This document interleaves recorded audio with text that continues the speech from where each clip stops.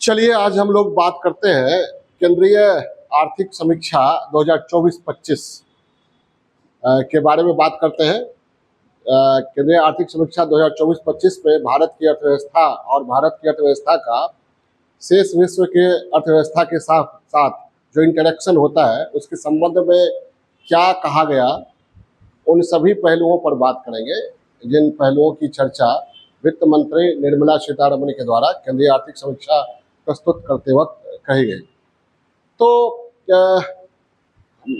इस विश्लेषण विभिन्न पहलुओं पर बात करने के क्रम में मैंने ध्यान दिया है कि जटिल से जटिल आंकड़ों को न उठाया जाए, जटिल पहलुओं को न उठाया जाए और बिल्कुल सरल तरीके से सरल डेटा को प्रस्तुत किया जाए ताकि याद करने में सुविधा हो। और मैंने इसमें यह ध्यान दिया है कि पीटी का भी कंसेप्ट आपका क्लियर हो जाए और मेंस का कंसेप्ट भी काफ़ी हद तक दिमाग में आए, इंटरव्यू में भी काम आए। सरलता पर ज़्यादा ध्यान दिया है और विस्तार बहुत कम दिया है मैंने। बहुत ही संक्षिप्त एनालिसिस करेंगे हम आर्थिक समीक्षा का। तो चलते हैं आर्थिक समीक्षा 2024-25। पहले तो एक कंसेप्चुअल संकल्पनात्मक बात जो आप सभी लोग जानते होंगे कि बजट 2025-26 की है, तो आर्थिक समीक्षा किसकी होगी? 24-25 की, चालू वर्ष की आर्थिक समीक्षा प्रस्तुत की जाती है और आगामी वर्ष की बजट व्यवस्था के बारे में कहा जाता है बजट में। तो 2025-26 का बजट कब प्रस्तुत हुआ था? 2025-26 का बजट केंद्रीय वित्त मंत्रालय द्वारा 1 फरवरी 2025 को प्रस्तुत किया गया था। ठीक उससे एक दिन पहले 31 जनवरी 2025 को आर्थिक समीक्षा प्रस्तुत किया गया संसद में वर्ष 2024-25 का। कब का? वर्ष 2024-25 का। कभी कभी ये छोटी छोटी गलतियां भी कर देते हैं लोग। बजट जिस साल का है उससे पिछले साल की आर्थिक समीक्षा प्रस्तुत की जाती है, क्योंकि पिछला साल बीतने वाला होता है। तो पिछले साल में क्या परफॉर्मेंस रहा, क्या अचीवमेंट्स रहा, क्या उपलब्धियां रही, उसका लेखा जोखा होगा प्रस्तुत। और आगामी वर्ष तो शुरू ही होने वाला है, 1-2 महीने के बाद फरवरी में आर्थिक समीक्षा और बजट प्रस्तुत होता है। तो बजट जिस वर्ष के लिए होता है वो 1 अप्रैल से शुरू होने वाला होता है और पिछला फरवरी मार्च में प्रस्तुत किया जाता है आर्थिक समीक्षा और बजट। तो आर्थिक समीक्षा 2024-25 पर हम लोग बात करेंगे।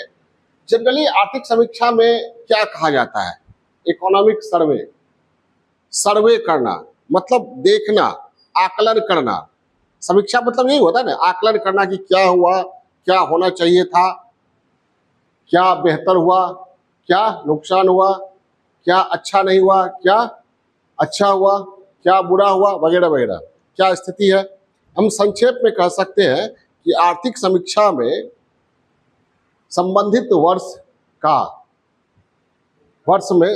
वर्ष में अर्थव्यवस्था के विभिन्न क्षेत्रों, primary sector, secondary sector, tertiary sector, ये 3 सेक्टर होते हैं, 3 प्रमुख सेक्टर के विविध पहलुओं में क्या परफॉर्मेंस रहा, क्या निष्पादन रहा, क्या उपलब्धियां रही और क्या चुनौतियां रही, इन सभी का लेखा जोखा किसी भी वर्ष के आर्थिक समीक्षा में प्रस्तुत किया जाता है। समझ में आई बात? आर्थिक समीक्षा में अर्थव्यवस्था के विभिन्न क्षेत्रों में परफॉर्मेंस, निष्पादन, उपलब्धियों और चुनौतियों का लेखा जोखा प्रस्तुत किया जाता है। क्लियर है संक्षेप में?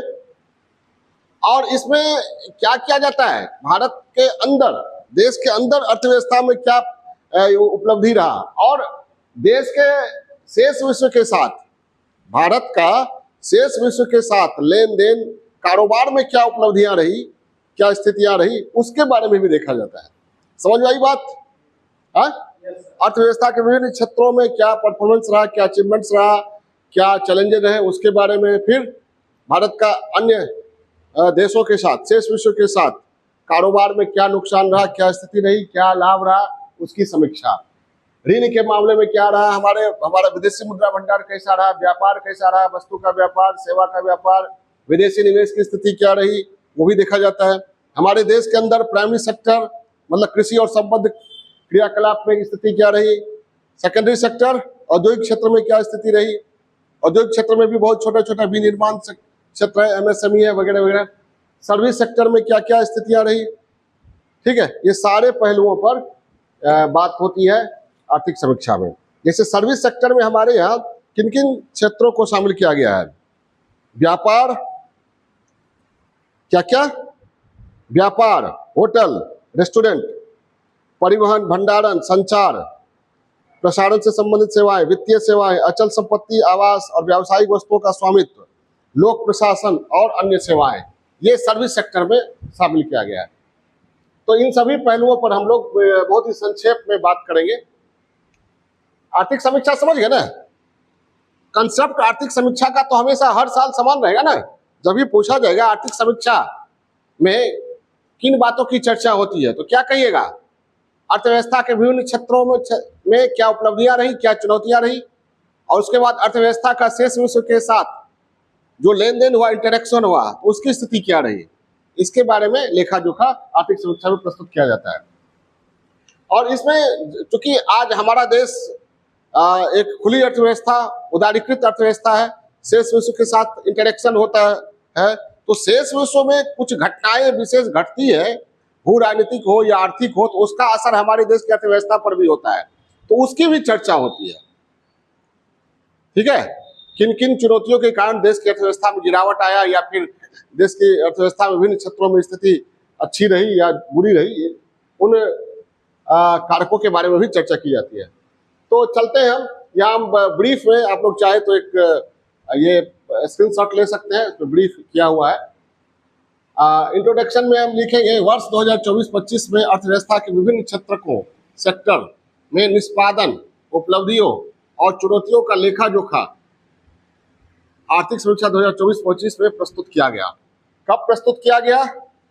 31 जनवरी 2025। किनके द्वारा प्रस्तुत किया गया? हमारे वित्त मंत्री निर्मला सीतारमण के द्वारा। इसमें क्या क्या कहा गया? वैश्विक अर्थव्यवस्था की चुनौतियों जैसे युद्ध, खाद्य सुरक्षा, ऊर्जा सुरक्षा की भी चर्चा रही, और देश की अर्थव्यवस्था के विभिन्न पहलुओं के निष्पादन के बारे में भी चर्चा की गई। एक ओवरऑल जो शुरू में कहा गया, मैंने ये आर्थिक समीक्षा को जो अभी आप लोगों को पढ़ाया उसमें पढ़ाऊंगा, उसमें विशेष करके प्रतियोगिता दर्पण में जो डाटा दिए गए हैं, एनालिसिस किया गया, उसी को मैंने आधार बनाया है। तो इसमें शुरुआती दौर में कहा गया कि तमाम युद्ध, भू राजनीतिक तनाव, जैसे रूस यूक्रेन युद्ध हो रहा है, इजराइल फिलिस्तीन युद्ध, ईरान इजराइल तनाव वगैरह वगैरह, और भी बहुत देशों में चुनाव हुआ, नई नई सरकारें आई, जलवायु परिवर्तन वगैरह वगैरह के कारण के बावजूद कहा गया कि वर्ल्ड का ग्रोथ रेट जो है ठीक ठाक रहा, यद्यपि विश्व में मंदी रही। और IMF के आंकड़े की चर्चा हमारे वित्त मंत्री के द्वारा की गई, जिसमें कहा गया कि वर्ल्ड का ग्रोथ रेट, WGR मतलब वर्ल्ड ग्रोथ रेट, कितना परसेंट? 3.2% 2024 में रहा, 2025 में 3.3% रहा, जबकि भारत का वास्तविक GDP वृद्धि दर 6.4% रहा। कितना? 6.4% रहा। अब इसमें कमी आएगी, ठीक है, कमी आने का ये सभी लोग, चाहे IMF हो या वर्ल्ड बैंक हो या एशियन डेवलपमेंट बैंक हो, सब लोग कह रहे हैं कि कम होगी। क्यों कम होगी? अभी जब हम पढ़ा रहे हैं तब 50% टैरिफ लगाया गया है इंडियन गुड्स पे अमेरिका के द्वारा। तो इसको देख करके कहा जा रहा है कि ग्रोथ रेट में कमी आने की संभावना है। और कृषि क्षेत्र में वृद्धि दर कितना रहा? 3.8%। सेवा क्षेत्र में वृद्धि दर 7.2%। औद्योगिक क्षेत्र में वृद्धि दर 6.2%। क्लियर है? ठीक है। आर्थिक समीक्षा 2024-25 में कहा गया कि IMF के हवाले से कहा गया कि वर्ल्ड ग्रोथ रेट 2024 में 3.2% रहने की संभावना है, 2025 में 3.3% रहने की संभावना है। भारत में वास्तविक GDP वृद्धि दर 6.4% रहने की संभावना है, और भारत के विभिन्न क्षेत्रों जैसे कृषि क्षेत्र में 3.8%, सेवा क्षेत्र में 7.2% और औद्योगिक क्षेत्र में 6.2% ग्रोथ रेट की संभावना है। इसके बाद जो उठाया गया एक अध्याय है मौद्रिक एवं वित्तीय क्षेत्र, मॉनेटरी एंड फाइनेंशियल सेक्टर। इसमें बहुत ही कम, बहुत ही जो सरल डाटा है जो आप लोगों के लिए जरूरी है ऑब्जेक्टिव एग्जाम के लिए, उसी पर मैंने फोकस किया है। कहा गया कि ग्रॉस नॉन परफॉर्मिंग एसेट, बैंकों के वित्तीय संस्थाओं के ग्रॉस नॉन परफॉर्मिंग एसेट में गिरावट आई है। बैंकों के की प्रॉफिटेबिलिटी, लाभप्रदता में वृद्धि हुई है। कंसेप्ट याद रखिएगा, क्योंकि कुछ साल पहले बैंकों का एनपीए बढ़ता जा रहा था, भारत के लिए चिंता का विषय था। और आरबीआई की वित्तीय समावेशिता भी बढ़ी है, वित्तीय समावेशन में बढ़ोतरी हुई है। और एक डेटा है उसकी चर्चा की गई है, RBI reserve bank of India की वित्तीय समावेशिता सूचकांक 2021 में 53.9 था, जबकि 2024 में बढ़कर कितना हो गया 64.2। उसके बाद ये रीजनल रूरल बैंक, क्षेत्रीय ग्रामीण बैंक की चर्चा की गई थोड़ी विस्तार से। कहा गया 1975 में ये 5 थे, 2006 में 133 हो गए। फिर इनको ठीक ठाक करने के लिए विलय वगैरह किया गया, तो 2023 में इनकी संख्या कितनी रह गई है 43, जिसमें लाभ कमाने वाली आरआरबी मतलब रीजनल रूरल बैंक, क्षेत्रीय ग्रामीण बैंक, लाभ कमाने वाली कितनी है 40 और घाटे में रहने वाली 3, यानी आरआरबी की स्थिति कुल मिलाकर ठीक ठाक है। और आरआरबी पहले 523 जिले में थी 2006 में, अब 696 जिलों में आरआरबी का विस्तार है। क्लियर है? और आरआरबी ने क्या किया है, समावेशी विकास में मदद पहुंचाया है। गांवों में समावेशी विकास का मतलब क्या होता है, विकास के मुख्य धारा से वंचित जो क्षेत्र है उनको विकास के मुख्य धारा में शामिल करना। तो विकास के मुख्य धारा में जोड़ने के क्रम में बैंक बहुत ही मददगार होता है, खास करके क्षेत्रीय ग्रामीण बैंक या ग्रामीण सहकारी संस्थाएं। तो ये कहा गया। बाह्य क्षेत्र एक चैप्टर है जिसमें कहा गया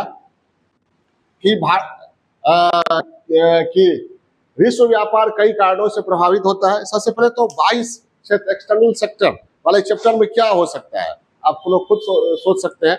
एक्सटर्नल सेक्टर वाले चैप्टर में भारतीय अर्थव्यवस्था का शेष विश्व की अर्थव्यवस्था से लेन देन वगैरह वगैरह का लेखा जोखा, उसमें क्या होगा, व्यापार का लेखा जोखा होगा। इन्वेस्टमेंट, जैसे प्रत्यक्ष विदेशी निवेश हमारे यहाँ कितना हुआ, हमारे यहाँ से बाहर निवेश कहाँ कहाँ गया, वो हमने ऋण कितना दिया दूसरे देशों को और दूसरे देशों से कितना ऋण लिया, मल्टीनेशनल ऑर्गेनाइजेशन से या फिर बहुराष्ट्रीय संस्थाओं से, विश्व बैंक से, IMF से कितना ऋण, इसके बारे में कहा जाएगा। इस एक्सटर्नल सेक्टर के बारे में कहा गया कि विश्व व्यापार प्रभावित हुआ है, जिसके कई कारण हैं, जैसे जलवायु परिवर्तन, रूस यूक्रेन युद्ध, ईरान इजराइल, हमास, ऊर्जा सुरक्षा वगैरह वगैरह, ये कहा गया।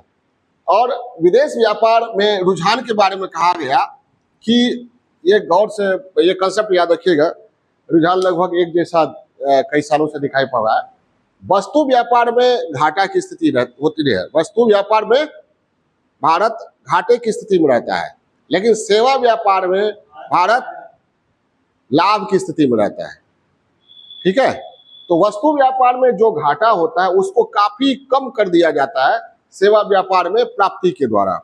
जैसे आर्थिक समीक्षा 2024-25 में कहा गया कि वस्तु व्यापार में अप्रैल 2024 से दिसंबर 2024 के बीच वस्तु व्यापार में घाटा हुआ 210.8 अरब डॉलर। सेवा व्यापार में प्राप्ति यानी लाभ हुआ 131.3 अरब डॉलर, यानी वस्तु और सेवा दोनों को मिला दिया जाए तो ओवरऑल घाटा की होता है 79.5 अरब डॉलर। तो ये जो घाटा कम है 79.5 अरब डॉलर, बहुत ज्यादा घाटा नहीं है।